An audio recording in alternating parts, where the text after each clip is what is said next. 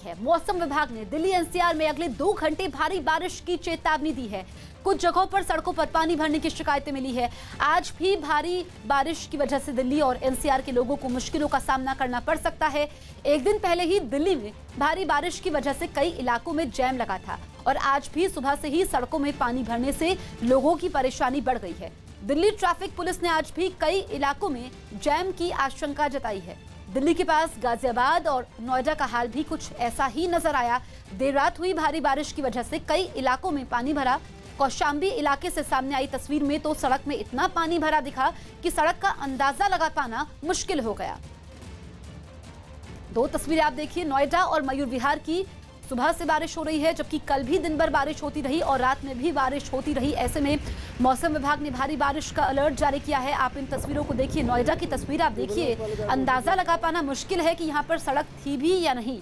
और ये भारी बारिश के बाद यहाँ पर वाटर लॉगिंग की समस्या जो कि हर साल देखने को मिलती है और ऐसे में लोगों को काफ़ी ज़्यादा परेशानी का सामना कल भी करना पड़ा जब भारी बारिश हुई और आज भी जब दफ्तर जाने का समय होगा तब जैम भी लग सकता है। ऐसे में लोगों की परेशानी ज़्यादा बढ़ जाएगी।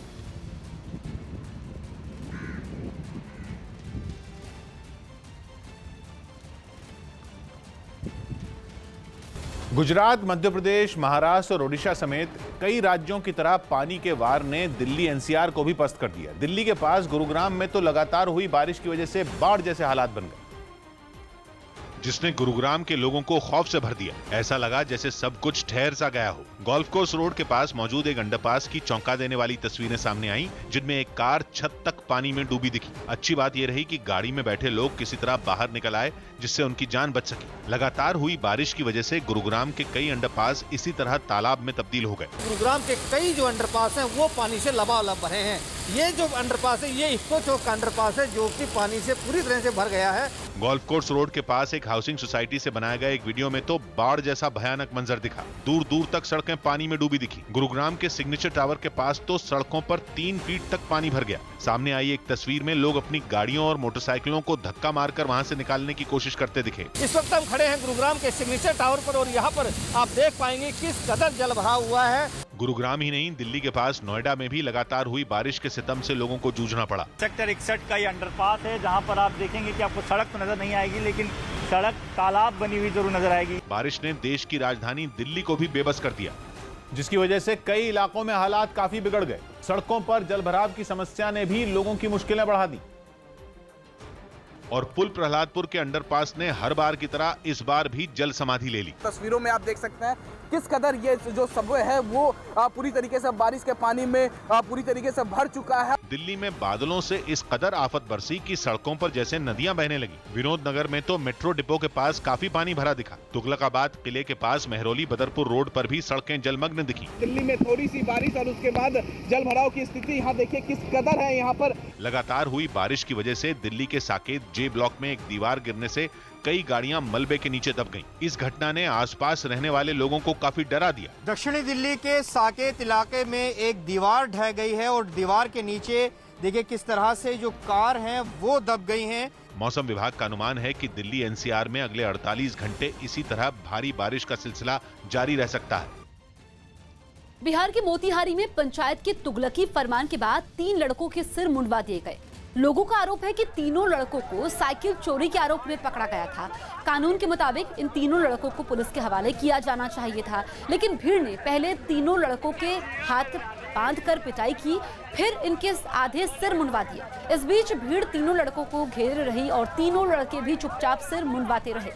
सिर मुंडवाने के बाद तीनों लड़कों को पूरे गाँव में घुमाया गया और उसके बाद छोड़ दिया गया।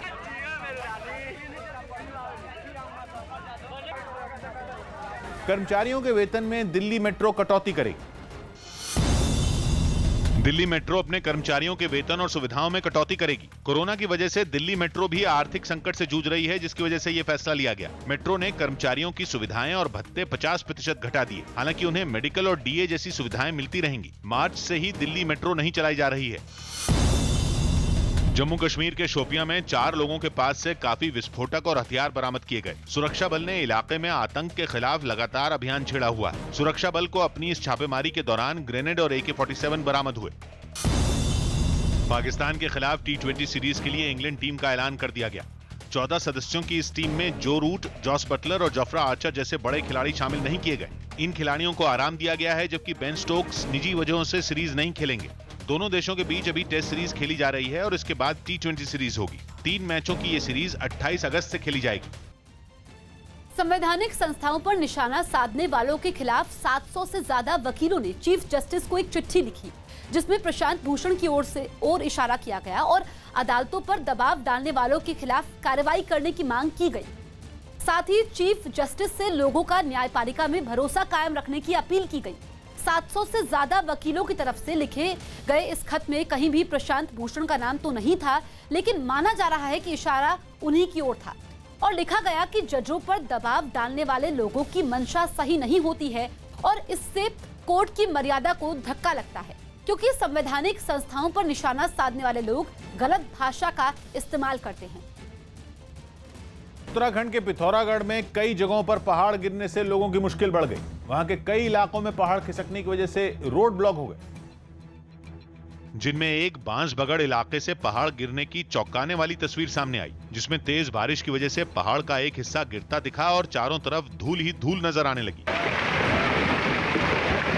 पिछले कई दिनों से पिथौरागढ़ से पहाड़ गिरने की ऐसी खतरनाक तस्वीरें आईं, जिसकी वजह से वहां जगह जगह सड़क जाम हो गई। लैंडस्लाइड की वजह से वहां की सड़कों पर मिट्टी और पेड़ों का ढेर लग गया, जिसका नतीजा ये हुआ कि वहां कीचड़ इकट्ठा हो गया, जिससे गुजरने वाली गाड़ियां उसमें ऐसे फंस गईं जैसे किसी दलदल में फंस गई हों। दोनों तरफ गाड़ियों का जो है वो यहाँ पर गाड़ियाँ इकट्ठी होनी शुरू हो गई हैं, क्योंकि ये कहा जा रहा है कि जब तक दलदल नहीं हटेगा तब तक यहाँ से जाने के लिए नहीं आगे नहीं बढ़ सकते। हालांकि प्रशासन की तरफ से रास्ता साफ करने का काम शुरू कर दिया गया और खुदाई करने वाली मशीन के जरिए मिट्टी हटाई जाने लगी, लेकिन वहां के बहुत सारे इलाकों में सड़क पर मिट्टी और पेड़ गिरे हुए हैं, जिन्हें हटाने में समय लग सकता है।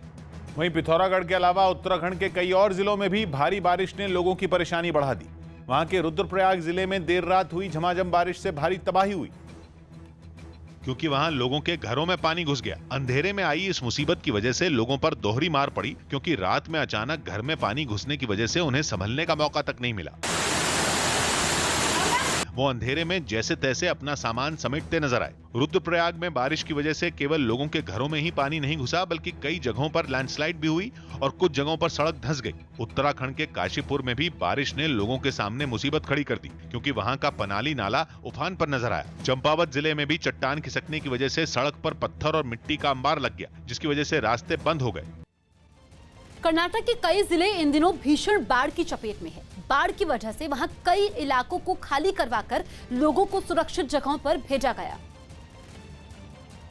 लेकिन अब भी कई लोग बाढ़ प्रभावित इलाकों में फंसे हुए हैं, जिनकी मदद के लिए राहत और बचाव की टीमों का अभियान जारी है। कर्नाटक की बल्लारी, बेलगावी और गदग में बाढ़ का सबसे ज्यादा असर पड़ा है। इन इलाकों में बाढ़ की वजह से कई रास्ते टूट चुके हैं और सड़कों को भी काफी नुकसान पहुंचा। साथ ही वहां की कई धार्मिक स्थलों के अंदर भी बाढ़ का पानी घुसा नजर आया। कुछ इलाकों में तो 2 फीट तक पानी भरा दिखा और घुटनों से ऊपर तक पानी में डूबकर कुछ लोग रास्ता पार करते नजर आए। बताया गया कि बाढ़ की वजह से कुछ इलाकों का संपर्क टूट गया है, जिससे उन इलाकों में राहत और बचाव के काम में परेशानी हो रही है। अमेरिका के कैलिफोर्निया से एक मजेदार तस्वीर सामने आई। वहां कुछ कुत्तों ने अपने लिए रखी जाने वाली एक खास प्रतियोगिता के प्रमोशन के लिए समंदर में सर्फिंग में हाथ आजमाए और समंदर की तेज लहरों पर करतब करते नजर आए। कुत्तों के मालिक उन्हें सर्फिंग कराने पहुंचे और फिर तो कुत्तों ने मैदान मार लिया। सर्फ बोर्ड पर उनका गजब का संतुलन दिखा। लहरें कुत्तों से टकराई, मगर फिर भी वो एक बार भी लड़खड़ाए नहीं, अपनी धुन में सर्फ बोर्ड पर जमे रहे। और कुछ कुत्ते तो बीच पर पूरे स्टाइल में नजर आए। वो आंखों पर काले चश्मे पहने सर्फिंग करते दिखे। कैलिफोर्निया के सैन डिएगो में हर साल सितंबर में कुत्तों की सर्फिंग प्रतियोगिता होती है, लेकिन इस बार कोरोना की वजह से ये प्रतियोगिता ऑनलाइन कराई जाएगी। ऐसे में कार्यक्रम के प्रमोशन के लिए कुत्ते सर्फिंग करने पहुंचे। आंध्र प्रदेश के पूर्वी गोदावरी जिले से गोदावरी नदी की डरा देने वाली तस्वीरें सामने आई हैं। लगातार हो रही बारिश की वजह से गोदावरी नदी उफान पर है। लगातार पानी का स्तर बढ़ता जा रहा है, जिसकी वजह से गोदावरी नदी से सटे आसपास के इलाकों में बाढ़ जैसे हालात बन गए हैं।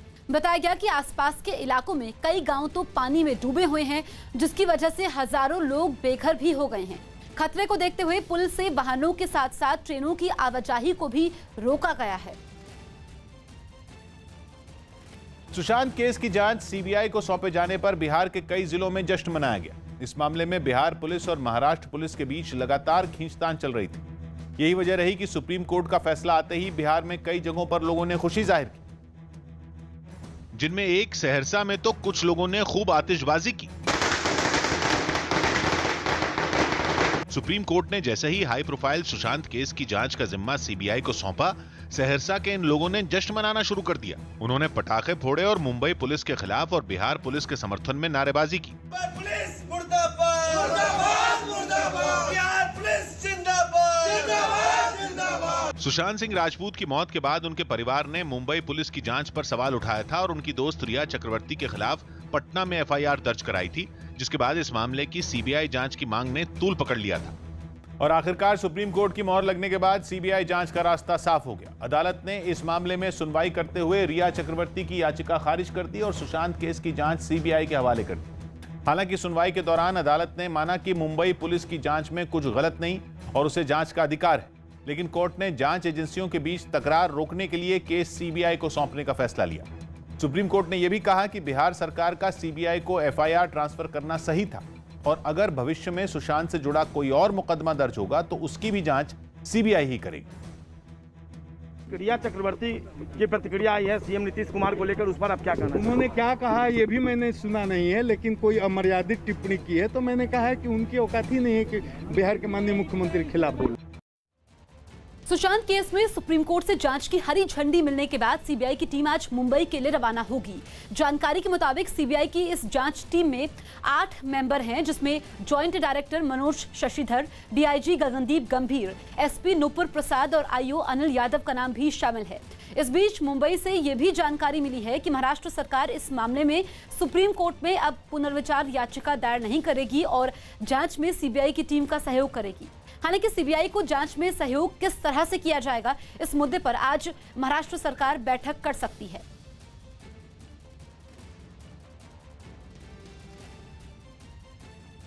गुजरात एटीएस ने बीजेपी नेता गोवर्धन झड़फिया की हत्या की साजिश के आरोप में एक शूटर को गिरफ्तार किया।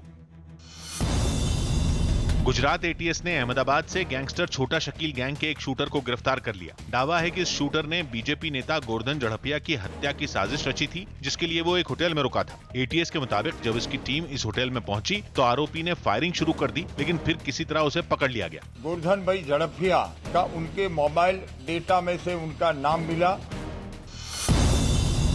दिल्ली के पास गौतम बुद्ध नगर में एक चलती कार में भीषण आग लग गई। हादसे के वक्त ड्राइवर ने किसी तरह कार से कूदकर अपनी जान बचाई। बाद में दमकल की गाड़ी ने इस आग पर काबू पाया। यह हादसा यमुना एक्सप्रेसवे पर हुआ। विदेश मंत्री एस जयशंकर का एक वीडियो सोशल मीडिया पर वायरल हो गया। इस वीडियो में विदेश मंत्री अलग अलग कसरत करते नजर आए। खेल मंत्री किरेन रिजिजू ने भी लोगों को फिटनेस के लिए प्रेरित करने पर जयशंकर की तारीफ की। दक्षिण अफ्रीकी महिला क्रिकेट टीम का सितंबर में होने वाला इंग्लैंड दौरा रद्द हो गया। दक्षिण अफ्रीका ने कोरोना संकट में विमान सेवाओं पर लगाई गई पाबंदियों के बाद यह फैसला लिया। दक्षिण अफ्रीका की महिला टीम को इंग्लैंड में 2 T20 और 4 वनडे मैचों की सीरीज खेलनी थी। बुधवार को कुछ घंटों की बारिश ने दिल्ली एनसीआर में हाहाकार मचा दिया। हालात ये हो गए कि दिल्ली एनसीआर में कई इलाके तो तालाब की तरह दिखाई देने लगे। ऐसी ही एक तस्वीर दिल्ली के पास गुरुग्राम की सामने आई, जहां पर लोग नाव चलाते हुए दिखाई दिए। बताया गया कि ये तस्वीरें सोहना रोड इलाके की है, जहां पर कुछ लोग नाव चलाते हुए दिखाई दिए। बताया गया कि इस इलाके में चंद घंटों की बारिश से सड़क तालाब बन गई, जिसके बाद कुछ लोग इसमें नाव पर सवारी करते हुए नजर आए।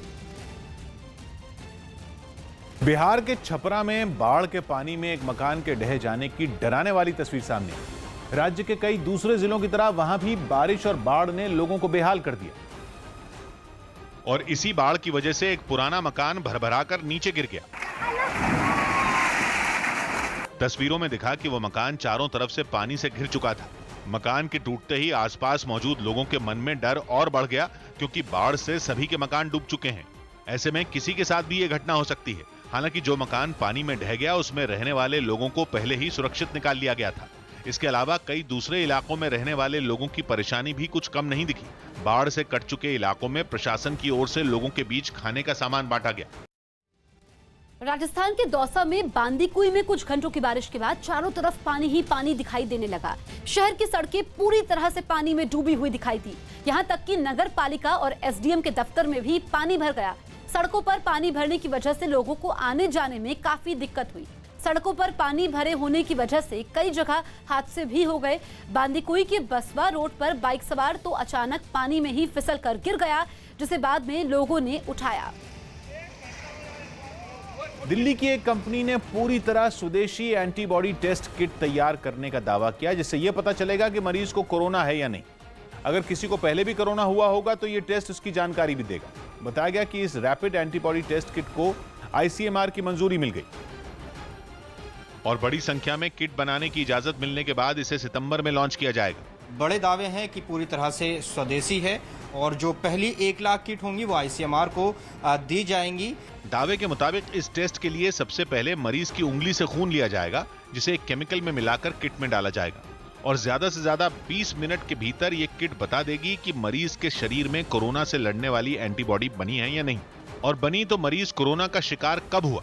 हम लोगों ने जो ये टेस्ट बनाया है ये आम आदमी के लिए, खुद के लिए, होम यूज के लिए भी बनाया है। कंपनी ने दावा किया कि इस टेस्ट के नतीजे 97 से 99% तक सही पाए गए।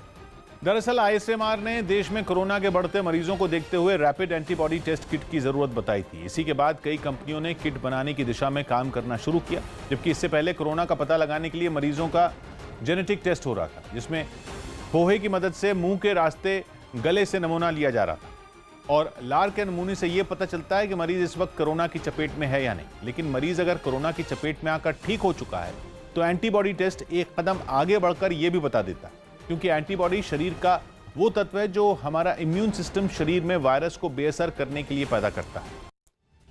प्रवर्तन निदेशालय ने तबलीगी जमात के प्रमुख मौलाना साद के खिलाफ बड़ी कार्रवाई की और देश भर में 20 जगहों पर छापे मारे। मनी लॉन्ड्रिंग के आरोपों की जांच के सिलसिले में ईडी की टीम ने दिल्ली में तबलीगी जमात के मुख्यालय समेत 7 ठिकानों पर धावा बोल दिया। इसके अलावा मुंबई में 5 और कोची में 3 जगहों पर जांच टीम पहुंची। बताया गया कि अंकलेश्वर में भी एक जगह ईडी की टीम छानबीन के लिए पहुंची और इन 20 ठिकानों से जरूरी दस्तावेज के साथ ही इलेक्ट्रॉनिक सबूत जब्त किए गए, ताकि मरकज के लिए आने वाले विदेशी फंड के बारे में जानकारी मिल सके। ईडी के अलावा दिल्ली पुलिस की क्राइम ब्रांच ने भी 31 मार्च को जमात के कुछ लोगों के खिलाफ एफआईआर दर्ज की थी। तबलीगी जमात पर लॉकडाउन 3 एयरपोर्ट के निजीकरण पर केंद्र सरकार ने मोहर लगा दी। केंद्र सरकार ने 3 एयरपोर्ट के निजीकरण के फैसले को मंजूरी दे दी। सरकार ने पीपीपी यानी पब्लिक प्राइवेट पार्टनरशिप के तहत इन्हें लीज पर देने का फैसला लिया। जो एयरपोर्ट निजी कंपनियों को दिए जाएंगे उनमें जयपुर, गुवाहाटी और तिरुवनंतपुरम के एयरपोर्ट शामिल हैं। 1070 करोड़ लगभग मिलेंगे। ये एयरपोर्ट अथॉरिटी ऑफ इंडिया दूसरे छोटे शहरों में एयरपोर्ट का विकास करने में काम उपयोग में लाएगी। लखनऊ में पुलिस ने एक आदमी की हत्या के आरोप में उसके भाई को गिरफ्तार कर लिया। इल्जाम है कि फूलचंद नाम के आदमी ने अंधविश्वास में करीब 5 दिन पहले अपने बड़े भाई की हत्या कर दी थी और फिर उसे जिंदा करने के लिए जादू टोना कर रहा था। लेकिन घर से बदबू आने के बाद लोगों ने उसकी शिकायत पुलिस से की, जिसके बाद वहां पहुंची पुलिस ने आरोपी को पकड़ लिया। मृतक का जो भाई था, जो साथ में बैठा था, वो पुनर्जीवित करने का प्रयास कर रहा था और वहां पे साधना कर रहा था। अमेरिका के राष्ट्रपति डोनाल्ड ट्रंप ने 100 वेंटिलेटर की दूसरी खेप भारत को सौंप दी। ट्रंप ने कोरोना मरीजों के इलाज के लिए ये वेंटिलेटर देने का ऐलान किया था। अमेरिका 100 वेंटिलेटर पहले ही भारत को सौंप चुका है। पूर्व घरेलू क्रिकेटर गोपाल स्वामी कस्तूरी रंगन का बेंगलुरु में दिल का दौरा पड़ने से निधन हो गया। गोपाल स्वामी कस्तूरी रंगन 89 साल के थे। अनिल कुंबले समेत कई खिलाड़ियों ने उनके निधन पर शोक जताया। कस्तूरी रंगन बीसीसीआई के कई अहम पदों पर भी रहे। उन्होंने 1948 से 1963 तक मैसूर के लिए 36 फर्स्ट क्लास मैच खेले थे। अनलॉक 3 में दिल्ली में होटल खोलने की इजाजत दे दी गई है। बुधवार को हुई दिल्ली डिजास्टर मैनेजमेंट की बैठक में राजधानी में होटल को खोलने की इजाजत देने का फैसला लिया गया। इसके अलावा प्रयोग के तौर पर साप्ताहिक बाजारों को भी खोलने का फैसला किया गया है। हालांकि दिल्ली में जिम फिलहाल बंद रहेंगे। दिल्ली डिजास्टर मैनेजमेंट बैठक में राज्यपाल अनिल बैजल के साथ साथ दिल्ली के मुख्यमंत्री अरविंद केजरीवाल भी मौजूद थे। बताया गया कि दिल्ली में कोरोना के मामलों में सुधार को देखते हुए यह फैसला लिया गया है। दिल्ली ने आज फैसला लिया, बहुत बहुत उनका आभार, और इंडस्ट्री को मैं शुभकामनाएं देता हूं कि हम धीरे ही सही अब शुरुआत करें, ताकि पर्यटन भी बढ़ेगा, इंडस्ट्री का भी सर्वाइवल का रास्ता पर मार्ग प्रशस्त होगा।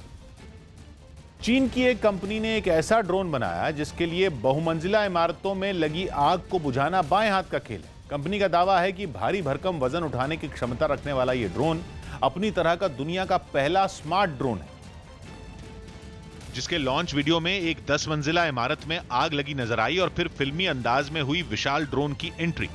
आग से दो हाथ करने के लिए ड्रोन आसमान में उड़ा और हवा में पहुंचते ही आक्रामक दिखा। 10 गुना तक जूम होने वाले अपने कैमरे के जरिए उसने आग की बिल्कुल सटीक लोकेशन पता लगाई और फिर उस पर ताबड़तोड़ हमला कर दिया। सबसे पहले ड्रोन ने आग बुझाने वाले बम को इमारत में दागा और फिर तेज प्रेशर के साथ केमिकल की बौछार करने लगा। घंटों के काम को चंद मिनटों में निपटाकर इस ड्रोन ने कमाल तो कर ही दिखाया, और तो और दमकल कर्मियों को खुद को आग में झोंकने की जरूरत भी नहीं पड़ी।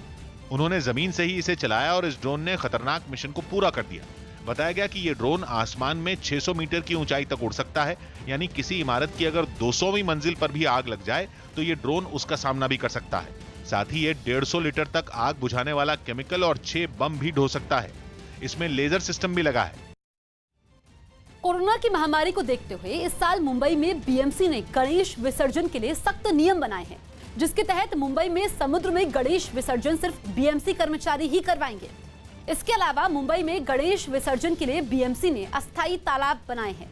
पिछले साल के मुकाबले इस साल 5 गुना ज्यादा तकरीबन 167 तालाब बनाए गए हैं, ताकि कोरोना को देखते हुए सोशल डिस्टेंसिंग का पालन हो सके। साथ ही बीएमसी ने साफ कर दिया कि गणेश विसर्जन में इस साल एक घर से सिर्फ 3 से 4 लोग ही शामिल हो पाएंगे। बीएमसी ने लोगों से गणेश विसर्जन को इस साल सादगी से मनाने की अपील भी की है। कंटेनमेंट जोन की सोसाइटी में भी गणेश विसर्जन की इजाजत दी गई है।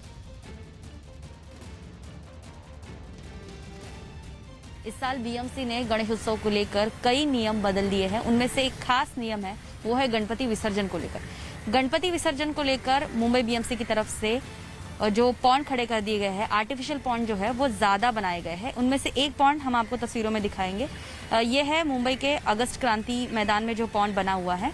इसकी तैयारियां अभी चल रही है, क्योंकि इस साल कोरोना महामारी का संकट मुंबई में, देश में सबसे ज़्यादा खतरा जो है वो मुंबई में है, जिसके चलते मुंबई बीएमसी ने सोशल डिस्टेंसिंग का पालन हो, इसीलिए जगह जगह पे ऐसे आर्टिफिशियल पॉन्ड खड़े कर दिए हैं, ताकि सोशल डिस्टेंसिंग बनी रहे और जो गणेश उत्सव है वो भी लोग आसानी से मना पाए। अब देख सकते हैं तैयारियां चल रही है। यहाँ पर पानी डाला जाएगा और यहाँ पर पूरी सिक्योरिटी रहेगी। मुंबई बीएमसी और मुंबई पुलिस की भी इसलिए मदद लेगी, क्योंकि ताकि भीड़भाड़ ना हो। कोरोना के कहर और चीन विरोधी प्रदर्शनों में हुए बवाल के बाद हांगकांग में हीगोस तूफान ने उथल पुथल मचा दी।